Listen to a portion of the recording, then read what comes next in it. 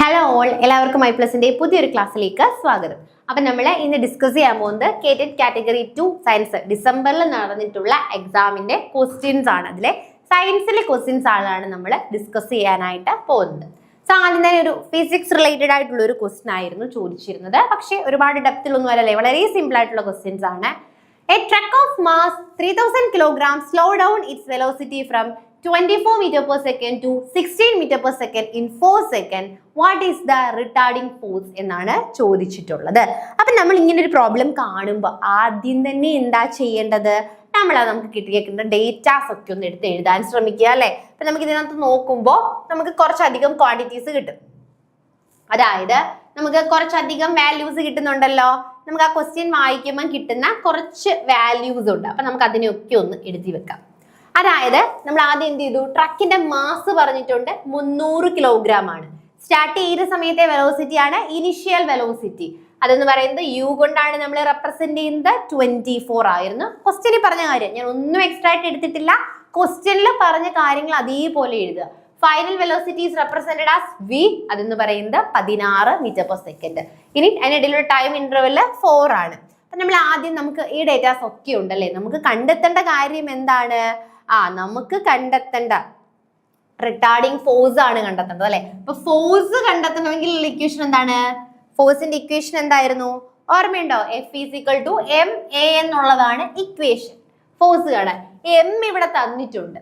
A ആണ് നമുക്ക് കണ്ടുപിടിക്കേണ്ട കാര്യം. എ എന്താണ്? ആക്സിലറേഷൻ ആണ് അല്ലേ. അപ്പൊ എ കണ്ടുപിടിക്കാനുള്ള ആളുകളൊക്കെ ഇവിടെ കിടപ്പുണ്ട്. എ എങ്ങനെ കണ്ടുപിടിക്കാം? Acceleration is the rate of change of velocity അല്ലെ. വെലോസിറ്റിയുടെ ചേഞ്ച് ആണ്, ഓവർ എ ടൈമിൽ ഉണ്ടാകുന്ന വെലോസിറ്റിയുടെ ചേഞ്ചിനെയാണ് നമ്മൾ എന്തെന്ന് വിളിക്കുന്നത്? ആക്സിലറേഷൻ എന്ന് വിളിക്കുന്നത്. സോ എ ഈക്വൽ ടു എന്താണ്? Final velocity minus initial velocity by time ആണ്. സോ ഫൈനൽ വെലോസിറ്റി 16 ആണ്, ഇനിഷ്യൽ വെലോസിറ്റി 24 ആണ്. 16 മൈനസ് 24 ബൈ ടൈം എന്ന് പറയുന്നത് 4 ആണ്. സോ എത്ര വരും? വലുതിന്ന് ചെറുത് കുറയ്ക്കുന്നത് കൊണ്ട് തന്നെ മൈനസ് സൈൻ വരും. -2 മീറ്റർ പെർ സെക്കൻഡ് സ്ക്വയർ ആണ് ഇതെന്ന് പറയുന്നത് നമ്മുടെ എ. അപ്പൊ നമുക്ക് എ കിട്ടി. സോ ഇനി നമുക്ക് എളുപ്പമല്ലേ എഫ് കണ്ടുപിടിക്കാനായിട്ട്? ഇനി നമുക്ക് ഈസി ആയിട്ട് എഫ് കണ്ടുപിടിച്ചില്ലേ. നമുക്ക് റിട്ടാർഡിംഗ് ഫോഴ്സ് ആണ് കണ്ടുപിടിക്കേണ്ടത്. So F equal to M A ആണ്. എം ദേ ഇവിടെ കിടപ്പുണ്ട് 3000 അല്ലേ. സോ 3000 ഇൻറ്റു -2 ആണ് കണ്ടെത്തേണ്ടത്. സോ 3000 ഇൻറ്റു -2 എത്രയാണ് ആൻസർ വരുന്നത്? 326 അല്ലേ. സോ 6000 ഈ മൈനസ് അവിടെ ഇട്ട് കൊടുക്കണം. സോ -6000 ആണ് നമുക്ക് ആൻസർ ആയിട്ട് വരുന്നത്. നമുക്കിവിടെ ഫോഴ്സിന്റെ ഡയറക്ഷനോ കാര്യങ്ങളോ സ്പീഡോ ഒന്നും ചോദിച്ചിട്ടില്ല. ഫോഴ്സ് മാത്രമേ ചോദിച്ചിട്ടുള്ളൂ. അതുകൊണ്ട് തന്നെ നമുക്ക് എന്ത് ചെയ്യാനായിട്ട് സാധിക്കും? മൈനസ് ഒഴിവാക്കിയിട്ട് നമ്മൾ ആൻസറിലേക്ക് പോകുമ്പോൾ 2 എണ്ണം കിടപ്പുണ്ട് അല്ലെ. 6000 കിടപ്പുണ്ട്. നമുക്ക് കണ്ടെത്തിയത് ഫോഴ്സ് ആണ്. ഫോഴ്സിന്റെ യൂണിറ്റ് ന്യൂട്ടൺ ആണ്. കിലോഗ്രാം ആണോ? അല്ല. സോ അത് നമുക്ക് ഒഴിവാക്കിയിട്ട് ന്യൂട്ടണിലുള്ളതിനെ മാത്രം എടുക്കുക. സോ കറക്റ്റ് ആയിട്ടുള്ള ആൻസർ ഏതാണ്? ഡി ആണ്. കിട്ടിയോ? ക്വസ്റ്റ്യനിലുള്ള ആദ്യം നമുക്ക് ആക്സിലറേഷൻ കണ്ടുപിടിച്ചു. 16 മൈനസ് 24 ബൈ 4 വെച്ചിട്ട് -2 ആക്സിലറേഷൻ കിട്ടി. ആക്സിലറേഷൻ കഴിഞ്ഞു കഴിഞ്ഞാൽ എഫ് ഫോഴ്സ് കണ്ടുപിടിക്കുക. F equal to M A. Mass ഇവിടെ തന്നിട്ടുണ്ട്. എ നമ്മൾ കണ്ടുപിടിച്ചു. ചെയ്യുമ്പോൾ 6000 വരും. അപ്പൊ നമുക്ക് ആൻസറിലേക്ക് പോകുമ്പോൾ 2 എണ്ണം കിടക്കുന്നു. ദെൻ ഒന്നുകൂടെ നമ്മൾ ചിന്തിക്കുകയാണ്, ഫോഴ്സ് ആണ് നമുക്ക് കണ്ടുപിടിക്കേണ്ടത്. സോ ഫോഴ്സ് കണ്ടുപിടിക്കണമെങ്കിൽ അതിന്റെ യൂണിറ്റ് എന്ന് പറയുന്നത് ന്യൂട്ടൺ ആണ്. സോ ന്യൂട്ടനുള്ള ആൻസർ തിരഞ്ഞെടുത്തു. ഓക്കെ അല്ലേ? So next, what is the frequency of infrasonic sound? Infrasonic സൗണ്ടിന്റെ ഫ്രീക്വൻസി ആണ് ചോദിച്ചിട്ടുള്ളത് അല്ലെ. Greater than 20 hertz, greater than 20 kilo hertz, less than 20 hertz, greater than 2000 hertz. അപ്പൊ നമുക്ക് നോക്കാം. ഇൻഫ്രാസോണിക് സൗണ്ട് എന്ന് വെച്ചാൽ എന്താണ്? ഒരു ഹ്യൂമൻസിന് കേൾക്കാൻ പറ്റുന്നത് 20 ഹെർട്സ് മുതൽ 20000 ഹെർട്സ് അല്ലെങ്കിൽ 20 കിലോ ഹെർട്സ് വരെയാണ് അല്ലെ. 20 ഹെർട്സിനും 20000 ഹെർട്സിനും ഇടയിലുള്ളതാണ് ഹ്യൂമൻസിന് കേൾക്കാൻ പറ്റുന്നത്. So infra means below. ഒരു 20 ഹെർട്സിന് താഴെയുള്ള ഫ്രീക്വൻസീസിനെയാണ് ഇൻഫ്രാ എന്ന് വിളിക്കുന്നത്. 20ന് മുകളിലോട്ടുള്ളതാണ് അല്ലെങ്കിൽ മോർ ദാൻ 20 കിലോ ഹെർട്സിന് മുകളിലോട്ടുള്ളതാണ് ഇതെന്ന് പറയുന്നത് അൾട്രാസോണിക് എന്ന് പറയുന്നത്. സോ ഇൻഫ്രാസോണിക് എന്ന് പറയുന്നത് ലെസ് ദാൻ 20 ഹെർട്സ് ആണ് അല്ലെ. ഹ്യൂമൻസിന് കേൾക്കാൻ വരുന്ന 20 ഹെർട്സിനും 20,000 ഹെഡ്സിനും ഇടയിലുള്ളതാണ് ഹ്യൂമൻസിന് കേൾക്കുന്നത്. അതിൽ 20 ഹെഡ്സിന് താഴെയാണ് എങ്കിൽ ഇൻഫ്രാസോണിക്കും 20,000 ഹെഡ്സിന് മുകളിലാണെങ്കിൽ അൾട്രാസോണിക്കും ആണ്. മൂന്ന് നോക്കാം. Find the relation and fill up. നമുക്ക് ആരെ തന്നിട്ടുണ്ട്? പ്ലാനറ്റുകൾ ഉണ്ടല്ലേ, സാറ്റേൺ, മെർക്കുറി. സാറ്റേണിനെ നമ്മൾ ജോവിയൻ പ്ലാനറ്റ് എന്നാണ് വിളിക്കുന്നത്. സോ നമുക്ക് മെർക്കുറിനെ എന്ത് വിളിക്കാം? Polar star, polar satellite, terrestrial planet, equatorial satellite. നോക്കാം. സാറ്റേൺ എന്ന് പറയുന്നത് ജോവിയൻ ആണ് അല്ലെ. എന്തുകൊണ്ടാണ്? ഗ്യാസ് കൊണ്ട്. എന്നതിലെ മെയിൻ കമ്പോണന്റ് എന്ന് പറയുന്നത് ഗ്യാസ് ആണ്. The planet that are made up of gas. Gas കൊണ്ട് നിർമ്മിച്ചിട്ടുള്ള പ്ലാന്റുകളെയാണ് നമ്മൾ ജോവിയൻ എന്ന് വിളിക്കുന്നത്. സാറ്റേണും ജൂപ്പിറ്ററും എന്താണ്? ജോവിയൻ ആണ്. മെർക്കുറിയിലേക്ക് വരുമ്പോൾ സ്മോൾ ആണ്, കൂടുതലും എന്താണ്? റോക്ക് അല്ലെങ്കിൽ സോളിഡ് സർഫസ് ആണ്, ഗേഷ്യസ് അല്ല, സോളിഡ് ആണ്. അപ്പൊ അതുകൊണ്ട് തന്നെ നമുക്ക് അതിനെ എന്ത് വിളിക്കാം? ഓപ്ഷനിൽ സോളിഡ് സർഫസുമായിട്ട് ഏറ്റവും ബന്ധപ്പെട്ട് കിടക്കുന്നത് ടെറസ്ട്രിയൽ ആണ് അല്ലെ. അപ്പൊ ജോവിയൻ പ്ലാനറ്റ് എന്ന് പറയുമ്പോൾ the gas which are made up of gas, main component gas ആയിരിക്കും. സാറ്റേൺ, ജൂപ്പിറ്ററും ഒക്കെ എന്താണ്? ജോവിയൻ പ്ലാനറ്റ് ആണ്. എന്നാൽ മെർക്കുറിയിലേക്ക് വരുമ്പോൾ മെർക്കുറി അവിടെ എന്തല്ല, അതിൽ കൂടുതലും സോളിഡ് സർഫസ് ആണ് ഉള്ളത്. അപ്പൊ അതുകൊണ്ട് തന്നെ നമ്മൾ അതിനെ ടെറസ്ട്രിയൽ പ്ലാനറ്റ് എന്നാണ് വിളിക്കുന്നത്. നെക്സ്റ്റ് നാലാമത്തെ ക്വസ്റ്റ്യനിലേക്ക് പോകാം. A few statements are given which is not correct one. കുറച്ചധികം സ്റ്റേറ്റ്മെന്റുകൾ തന്നിട്ടുണ്ട് അല്ലെ. ഇതിൽ കറക്റ്റ് അല്ലാത്തതാണ് കണ്ടെത്തേണ്ടത്. Which one is not correct? Correct അല്ലാത്ത സ്റ്റേറ്റ്മെന്റ് അല്ലെ. കറക്റ്റ് അല്ലാത്ത സ്റ്റേറ്റ്മെന്റുകളാണ് ചോദിച്ചിട്ടുള്ളത്. When ice melt its volume decreases. Ice melt ചെയ്യുമ്പോൾ വോളിയം ഡിക്രീസ് ചെയ്യുമെന്ന്. When ice melt its volume decreases, ice has more volume than water അല്ലെ. ഐസ് മെൽറ്റ് ചെയ്യുന്ന സമയത്ത് അതിന്റെ വോളിയം എന്ത് ചെയ്യാണ്? ഡിക്രീസ് ചെയ്യാണ്. ഐസിന് എന്തിനേക്കാൾ മോർ വോളിയം ഉണ്ട്? വാട്ടറിനേക്കാൾ മോർ വോളിയം ഉണ്ട്. സോ ഐസ് മെൽറ്റ് ചെയ്യുന്ന സമയത്ത് വാട്ടർ ഡിക്രീസ് ചെയ്യും. കറക്റ്റ് ആണ്. നമുക്ക് കറക്റ്റ് അല്ലാത്തതാണ് കണ്ടെത്തേണ്ടത്. As a ship moves from fresh water ലേക്ക് to sea it rises further. ഇനി ഒരു ഷിപ്പ് എന്ത് ചെയ്യുന്നു? ഫ്രഷ് വാട്ടറിൽ നിന്നും ലേക്കിലേക്ക് മൂവ് ചെയ്യുമ്പോൾ റൈസ് ചെയ്യുന്നു. കാരണം എന്താണ്? സീ എന്താണ്? Denser than fresh water. Fresh വാട്ടറിനേക്കാൾ സീ എന്താണ്? ഡെൻസർ ആണല്ലേ, ഡെൻസിറ്റി കൂടുതലാണ്. അതുകൊണ്ടാണ് എന്ത് ചെയ്യുന്നത്? ഫ്ലോട്ട്, ഹയറിലേക്ക് ഫ്ലോട്ട് ചെയ്യുന്നത്. ലേക്കിൽ നിന്നും സീയിലേക്ക് പോകുമ്പോൾ കൂടുതൽ പൊങ്ങി പോകാൻ കാരണം എന്താണ്? ഇറ്റ്സ് മോർ ഡെൻസർ ആണ് ലേക്കിനേക്കാൾ സീ എന്ന് പറയുന്നത്. കറക്റ്റ് ആണ്. Honey is denser than water. Correct അല്ലേ? ഹണി എന്ന് പറയുന്നത് വാട്ടറിനേക്കാൾ ഡെൻസർ ആണ്. വാട്ടർ ഒഴിച്ചാൽ പെട്ടെന്ന് ഒഴുകിപ്പോകും. ഹണിയാണെ ഒഴുകുവോ? ഇല്ല. ഇറ്റ്സ് ഡെൻസിറ്റി കൂടുതലാണ്. ഹെൻസ് എഗ്, കോഴിമുട്ട നമ്മൾ എന്ത് ചെയ്യുന്നു? Sink in saturated salt water. Salt വാട്ടറിൽ എന്ത് ചെയ്യും? സിങ്ക് ചെയ്യും എന്നാണ് പറഞ്ഞിട്ടുള്ളത്. പക്ഷെ സാച്ചുറേറ്റഡ് വാട്ടറിൽ സിങ്ക് ചെയ്യാണോ ചെയ്യുന്നത്? എഗ് ഫ്ലോട്ട് ചെയ്ത് കിടക്കും അല്ലെ. നിങ്ങൾ നോക്കിക്കഴിഞ്ഞാൽ അത് എന്ത് ചെയ്ത് കിടക്കാണ് ചെയ്യുന്നത്? ഫ്ലോട്ട് ചെയ്ത് കിടക്കാണ് ചെയ്യുന്നത്. സോ തെറ്റായ സ്റ്റേറ്റ്മെന്റ് ഏതാണ്? ഓപ്ഷൻ ഡി ആണ്. റോങ് ആയിട്ടുള്ള സ്റ്റേറ്റ്മെന്റ് എന്ന് പറയുന്നത് option D. Hence egg sink in saturated salt water എന്നുള്ളതാണ് തെറ്റായ സ്റ്റേറ്റ്മെന്റ്. നെക്സ്റ്റ് നോക്കാം. Which of the following element given below was discovered last. ഏറ്റവും അവസാനം കണ്ടുപിടിച്ചിട്ടുള്ള എലമെന്റ് ഏത് എന്നാണ് ചോദിച്ചിട്ടുള്ളത്. അതിൽ നമുക്ക് ഓരോ ഓപ്ഷൻസ് ആയിട്ട് നോക്കാം. ആദ്യത്തെ ഓപ്ഷൻ ആയിരുന്നല്ലേ ഗഡോലിനിയം അല്ലെ. ഗഡോലിനിയം ഡിസ്കവേർഡ് 1818 ഡിസ്കവർ ചെയ്തിട്ടുള്ളത്. ഫെർമിയം 1952 ഡിസ്കവർ ചെയ്തു. നെക്സ്റ്റ് എന്ന് പറയുന്നത് എന്താണ്? സിബോജിയം ഉണ്ട്, 1974 ഡിസ്കവർ ചെയ്തു. സോ 117ാമത്തെ അറ്റോമിക് നമ്പർ ഉള്ള എലമെന്റ് ആണ് എന്ന് പറയുന്നത് ടെനസിൻ എന്ന് പറയുന്നത്. അത് 2010 ഏറ്റവും ലാസ്റ്റ് ആയിട്ട് കണ്ടുപിടിച്ചിട്ടുള്ളതാണ്. ഏതെന്ന് പറയുന്നത്? ഈ ഒരു ടെനസിൻ എന്ന് പറയുന്നത് 2010 അത് ഡിസ്കവർ ചെയ്തിട്ടുള്ളത്. അപ്പൊ മോസ്റ്റ് റീസെന്റ് ആഡ് ചെയ്തിട്ടുള്ള എലമെന്റ് തന്നിട്ടുള്ളവയിൽ മോസ്റ്റ് റീസെന്റ് ആഡ് ചെയ്തിട്ടുള്ളത് ടെനസിൻ ആണ്. സോ കറക്റ്റ് ആൻസർ എന്ന് പറയുന്നത് ഓപ്ഷൻ സി ആണ് കറക്റ്റ് ആയിട്ടുള്ള ആൻസർ. ഇനി ആറാമത്തെ നോക്കാം. Which of the following is an example of A third order lever അല്ലെ. തേർഡ് ഓർഡർ ലിവറിന് എക്സാമ്പിൾ ഏത്? ഉത്തോലകം നമുക്ക് കേട്ടിട്ടുണ്ട് മലയാളത്തിൽ. അതിലെ തേർഡ് ഓർഡർ ലിവറിന്റെ എക്സാമ്പിൾ ഏത് എന്നാണ് ചോദിച്ചിട്ടുള്ളത്. കോമൺ ബാലൻസ് അല്ലെ, ടോങ്സ്, സിസേഴ്സ്, നട്ട് ക്രാക്കർ. നമുക്ക് നോക്കാം. അതായത് ലിവർ എന്ന് പറഞ്ഞു കഴിഞ്ഞാൽ എന്താണ്? ഒരു സിമ്പിൾ ടൂൾ ആണ് അല്ലെ.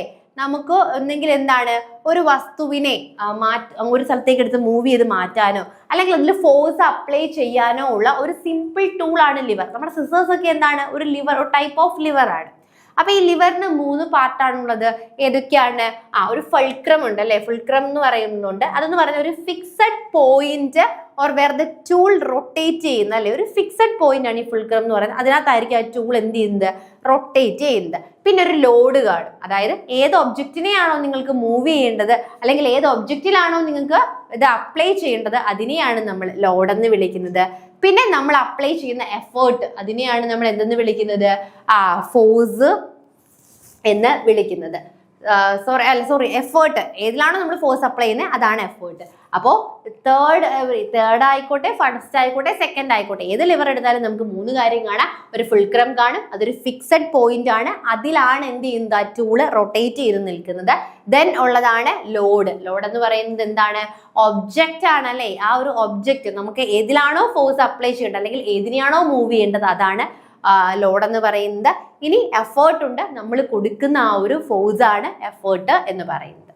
സോ തേർഡ് ഓർഡർ ലിവർ എന്ന് പറയുമ്പോൾ ഈ ഒരു എഫേർട്ട് അപ്ലൈ ചെയ്യുന്നത് വെച്ചിട്ടാണ് ഇതിന്റെ ക്ലാസിഫിക്കേഷൻ. അപ്പൊ തേർഡ് ഓർഡർ ലിവറിൽ നമ്മൾ എഫേർട്ട് അപ്ലൈ ചെയ്യുന്നത് ഏതിലായിരിക്കും? ഫുൾക്രമിലും ലോഡിനും ഇടയിലായിരിക്കും. അപ്പം ഫുൾക്രമിനും ലോഡിനും ഇടയിൽ വെച്ചിട്ടാണ് നമ്മൾ എന്ത് ചെയ്യുന്നത്? എഫേർട്ട് അപ്ലൈ ചെയ്യുന്നത്. സോ വെൻ യു ടോങ്സ് അല്ലെ, ലൈക്ക് ഫയർ ടോങ്സ് ഉണ്ട്, അതുപോലെ തന്നെ ട്വീസേഴ്സ് ഉണ്ട്. They join the fulcrum, you press the middle effort അല്ലെ. എഫേർട്ട് പ്രസ് ചെയ്യുമ്പോൾ ഒരു എഫേർട്ട് കൊടുക്കുകയാണ്. അപ്പം എന്തിനൊക്കെ ഫുൾക്രമിനെയും ലോഡിനെയും കൂടി എന്ത് ചെയ്യാണ്? യോജിപ്പിക്കുകയാണ് അവിടെ ചെയ്യുന്നത്. കോമൺ ബാലൻസ് എന്ന് പറയുന്നത് ഫസ്റ്റ് ഓർഡർ ലിവർ ആണ്. അവിടെ നമ്മൾ എന്താ ചെയ്യുന്നത്? ഫസ്റ്റ് ഓർഡറിൽ ഫുൾക്രം ആയിരിക്കും സെന്ററിൽ വരുന്നത്. ഇത്ര തേർഡില് എന്ത് വരും? എഫേർട്ട് ആണ് സെന്ററിൽ വരുന്നത്. ഫസ്റ്റില് നമ്മുടെ സെന്ററിൽ വരുന്നത് ഫുൾക്രം ആയിരിക്കും. ഇനി സെക്കൻഡിലാണ് എങ്കിൽ എന്തായിരിക്കും? ലോഡ് ആയിരിക്കും വരുന്നത്. സോ ഇവിടെ ഉള്ളതിലെ ടോങ്സ് ആണ് തേർഡ് ഓർഡർ ലിവർ എന്ന് പറയുന്നത്. ഏഴാമത്തെ നോക്കാം. The atomic number of 4 elements PQRS are given. P8, Q12, R18, S20. അപ്പൊ നമ്മൾ ജസ്റ്റ് സപ്പോസ് ഇമാജിൻ ചെയ്യാൻ വേണ്ടിയിട്ട് നമുക്ക് 4 എലമെന്റുകൾ തന്നു അല്ലെ. ഈ എലമെന്റില് PQRS എന്ന് പറഞ്ഞിട്ട് നമുക്ക് 4 എലമെന്റ് തന്നു.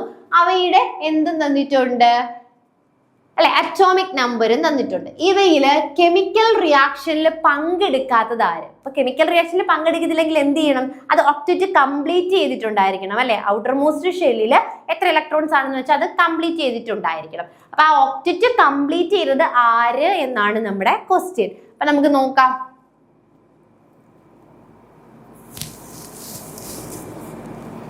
ഓക്കെ, സോ അറ്റോമിക് നമ്പർ ഈ കൂട്ടത്തില്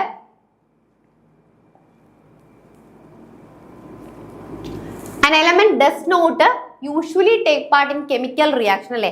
കെമിക്കൽ റിയാക്ഷനിൽ പങ്കെടുക്കാത്തത് ആരായിരിക്കും? ഔട്ടർ മോസ്റ്റ് ഇലക്ട്രോൺ അല്ലെ. ഏറ്റവും ഔട്ടർ മോസ്റ്റ് ഇലക്ട്രോണിനെ കംപ്ലീറ്റ് ആയിട്ട് എന്ത് ചെയ്യണം? ഫില്ല് ചെയ്തിട്ടുള്ളത് ആയിരിക്കും. അപ്പൊ അതെന്ത് ചെയ്യില്ല? ഒന്നെങ്കിൽ ആ ഒരു നോബിൾ ഗ്യാസ് 18ാമത്തെ ഗ്രൂപ്പിലെ ആൾക്കാരുണ്ടല്ലോ, അവരൊരിക്കലും എന്ത് ചെയ്യില്ല? റിയാക്ഷനിൽ പങ്കെടുക്കുകയില്ല. സോ ആറിന്റെ അറ്റോമിക് നമ്പർ 18. അപ്പൊ അതിന്റെ ഇലക്ട്രോണിക് കോൺഫിഗറേഷൻ എന്ന് പറയുമ്പോൾ 288. അപ്പൊ അതിനി എന്ത് ചെയ്യണ്ട? പങ്കെടുക്കേണ്ട കാര്യമുണ്ടോ? ഒക്ടറ്റ് റൂള് പ്രകാരം അത് കംപ്ലീറ്റ് ചെയ്തിരിക്കുക. അപ്പൊ അതിനി റിയാക്ഷനിലേക്ക് പങ്കെടുക്കണ്ട. ലോസ് ചെയ്യാനോ ഗെയിൻ ചെയ്യാനോ അതിന് ആവശ്യമില്ല. സോ ആറായിരിക്കും എന്ത് ചെയ്യുന്നത്? ഒരു തരത്തിലും റിയാക്ഷൻസിൽ പങ്കെടുക്കാത്തത്. ബാക്കിയുള്ളവരുടെ ഒക്കെ ഔട്ടർ മോസ്റ്റ് ഷെല്ലിൽ എന്തായിരിക്കും? ഇലക്ട്രോൺസ് കംപ്ലീറ്റ് ആയിരിക്കില്ല. സോ അതുകൊണ്ട് കറക്റ്റ് ആയിട്ടുള്ള ആൻസർ എ ആണ്. എട്ടാമത്തെ ക്വസ്റ്റ്യൻ നോക്കാം. Which of the following is A basic oxide? ഈ പറഞ്ഞിട്ടുള്ളതിൽ ഓക്സൈഡ് ഏത് എന്നാണ് ചോദിച്ചിട്ടുള്ളത്. വളരെ സിമ്പിൾ ആയിട്ടുള്ള ക്വസ്റ്റ്യൻ ആണല്ലേ. വായിക്കുമ്പോൾ തന്നെ ക്വസ്റ്റ്യൻസ് വായിച്ചു നോക്കുമ്പോൾ തന്നെ നമുക്കറിയാം ഇതിൽ ഏതാണ് ഓക്സൈഡ് എന്നാണ് ചോദിച്ചിട്ടുള്ളത്. Calcium oxide is A basic oxide. It is a metal oxide. Metal oxide typically exhibit basic properties because they react with water to form hydroxides or react with acid to form salt and water. ഈ പറഞ്ഞിട്ടുള്ളതിൽ ഏതാണ്? ഇത് sulphur dioxide, nitrogen dioxide അല്ലെ. അതുപോലെ തന്നെ carbon dye oxide. ഇതിൽ basic oxide ആണ് ചോദിച്ചിരിക്കുന്നത്. എന്താണ് ബേസിക് ഓക്സൈഡ് ആണ് ഏതെന്ന് പറയുന്നത്? കാൽസ്യം ഓക്സൈഡ് എന്ന് പറയുന്നത്. അത് മെയിൻ ആയിട്ട് എന്താണ്? ബേസിക് പ്രോപ്പർട്ടീസ് ആണ്. അതായത് റിയാക്ട് ചെയ്യുമ്പോൾ വാട്ടറുമായിട്ട് റിയാക്ട് ചെയ്യുമ്പോൾ ഹൈഡ്രോക്സൈഡ്സും അതുപോലെ തന്നെ ആസിഡ്സുമായിട്ട് റിയാക്ട് ചെയ്യുമ്പോൾ സോൾട്ടും വാട്ടറും ആയിരിക്കും പ്രൊഡ്യൂസ് ചെയ്യുന്നത്. സോ ബേസിക് ഓക്സൈഡ്സ് എന്ന് പറയുമ്പോൾ ഏതാണ്? കാൽസ്യം ഓക്സൈഡ്സ് ആണ്. സെക്കൻഡറി എയർ പൊല്യൂട്ടന്റ്, താഴെ തന്നിരിക്കുന്നവയിൽ സെക്കൻഡറി എയർ പൊല്യൂട്ടന്റ് ഏത് എന്നാണ് ക്വസ്റ്റ്യൻ അല്ലെ. Sulphur dioxide, peroxy acetyl nitrate, carbon dioxide, carbon monoxide. അപ്പം എന്താണ് ഈ ഒരു സെക്കൻഡറി എയർ പൊല്യൂട്ടന്റ് എന്ന് പറഞ്ഞു കഴിഞ്ഞാൽ നോക്കാം. പെറോക്സി അസറ്റൈൽ നൈട്രേറ്റ് അല്ലെ, പെറോക്സി അസറ്റൈൽ നൈട്രേറ്റ് അഥവാ PAN is a secondary air pollutant formed through chemical reaction of primary pollutant. Primary പൊല്യൂട്ടന്റുമായിട്ട് കെമിക്കൽ റിയാക്ഷൻസ് നടന്നിട്ട് ഫോം ചെയ്യുന്നതാണ് സെക്കൻഡറി പൊല്യൂട്ടന്റ് എന്ന് പറയുന്നത്. അപ്പൊ ഈ താഴെ തന്നിരിക്കുന്നവയില് ടാൻ ആണ് എന്ത്? സെക്കൻഡറി പൊല്യൂട്ടന്റ് എന്ന് പറയുന്നത്. സൾഫർ ഡയോക്സൈഡും കാർബൺ ഡയോക്സൈഡും കാർബൺ മോണോക്സൈഡും ഒക്കെ എന്താണ്? ഡയറക്റ്റ് ആയിട്ട് ഒരു സോഴ്സിൽ നിന്നും എമിറ്റ് ചെയ്യുന്ന പൊല്യൂട്ടന്റുകളാണ്. ഈ സെക്കൻഡറി പൊല്യൂട്ടന്റ് എന്ന് പറയുമ്പോൾ അത് ഫോംഡ് ഇൻ അറ്റ്മോസ്ഫിയർ ആണ് അല്ലെ. അറ്റ്മോസ്ഫിയറിൽ റിയാക്ഷൻസ് സംഭവിച്ചിട്ട് ഫോം ചെയ്യുന്നതാണ്. അപ്പൊ അതേതാണ്? പെറോക്സി അസൈൽ നൈട്രേറ്റ് ആണ്. ഇതെല്ലാം എന്താണ്? പ്രൈമറി പൊല്യൂട്ടന്റ് ആണ്. ഡയറക്ട്ലി അറ്റ്മോസ്ഫിയറിലേക്ക് സോഴ്സിൽ നിന്നും റിലീസ് ചെയ്യുന്ന ആൾക്കാരാണ്. So 10 which of the following is not a protective part? നമ്മുടെ ബോഡിയിലെ ഓർഗൻസുകളെ പ്രൊട്ടക്റ്റ് ചെയ്യുവാനായിട്ട് ഒരു പ്രൊട്ടക്റ്റീവ് പാർട്ടുകൾ ഉണ്ട് അല്ലെ ഓരോ അവയവത്തിനും. സോ ഇതിൽ തന്നിട്ടുള്ളതിൽ പ്രൊട്ടക്റ്റീവ് പാർട്ട് അല്ലാത്തത് ഏത് എന്നാണ് നമ്മുടെ ക്വസ്റ്റ്യൻ ചോദിച്ചിരിക്കുന്നത്. സോ നമുക്കറിയാം പ്ലൂറ മെയിൻ ആയിട്ട് എന്തിനെയാണ് പ്രൊട്ടക്ട് ചെയ്യുന്നത്? പ്ലൂറ എന്ന് പറയുന്നത് നമ്മുടെ ലങ്സിനെ പ്രൊട്ടക്ട് ചെയ്തുകൊണ്ടുള്ള ഒരു കവറിങ് ആണ് ഏതെന്ന് പറയുന്നത്? പ്ലൂറ എന്ന് പറയുന്നത്. പ്ലൂറ എന്ന് പറയുന്നത് എന്താണ്? നമ്മുടെ ലങ്സിനെ കവർ ചെയ്തുകൊണ്ടാണ്. അതുപോലെ തന്നെ മെനിഞ്ചസ് എന്താണ്? മെനിഞ്ചസ് എന്തിനെയാണ് കവർ ചെയ്യുന്നത്? മെനിഞ്ചസ് എന്ന് പറയുന്നത് മെയിൻ ആയിട്ടും നമ്മുടെ ബ്രെയിൻ അഥവാ spinal cord or brain and spinal കോഡിനെ പ്രൊട്ടക്ട് ചെയ്തുകൊണ്ടുള്ള ഒരു കവറിംഗ് ആണ് മെനിഞ്ചസ് എന്ന് പറയുന്നത്. പെരികാർഡിയം എന്ന് പറയുന്നത് നമ്മുടെ ഹേർട്ടിനെ സറൗണ്ട് ചെയ്തുകൊണ്ടാണ്. സോ പ്ലൂറ ലങ്സിനെ പ്രൊട്ടക്ട് ചെയ്യുന്നു, മെനിഞ്ചസ് ബ്രെയിൻ അഥവാ brain or spinal cord, pericardium എന്ന് പറയുന്നത് ഹൃദയം ഹേർട്ടിനെ പ്രൊട്ടക്ട് ചെയ്തുകൊണ്ടുള്ള കവറിംഗ് ആണ്. എന്താണ് നമ്മുടെ നെക്സ്റ്റ് ഓപ്ഷൻ ഡി എന്ന് പറയുന്നത്? ഫണ്ടസ് എന്ന് പറയുന്നത് എന്താണ്? അതൊരിക്കലും ഒരു കവറിംഗ് അല്ല, ബേസ് അല്ലെങ്കിൽ ബോട്ടം ആണ് ഓരോ ഓർഗന്റെ. അതായത് നമ്മുടെ സ്റ്റമക്ക്, യൂട്രസ്, ഐഡിയ ഒക്കെ ആ ഒരു ബോട്ടം, ഹോളോ ഓർഗൻസിന്റെ ബോട്ടത്തിനെയാണ് നമ്മൾ ഫണ്ടസ് എന്ന് പറയുന്നത്. ക്ലിയർ ആയല്ലേ? So fundus is the term refers the base or bottom of a hollow organ. Stomach പോലെ അല്ലെങ്കിൽ യൂട്രസ് പോലെ ഐ പോലെയുള്ള ഓർഗനുകളുടെ ഒരു എന്താണ് എന്താ പറയേണ്ടത്? ഒരു ബോട്ടം ഭാഗമാണ്. ഒരിക്കലും ഒരു പ്രൊട്ടക്റ്റീവ് കവറിംഗ് അല്ല നമ്മുടെ ഫണ്ടസ് എന്ന് പറയുന്നത്.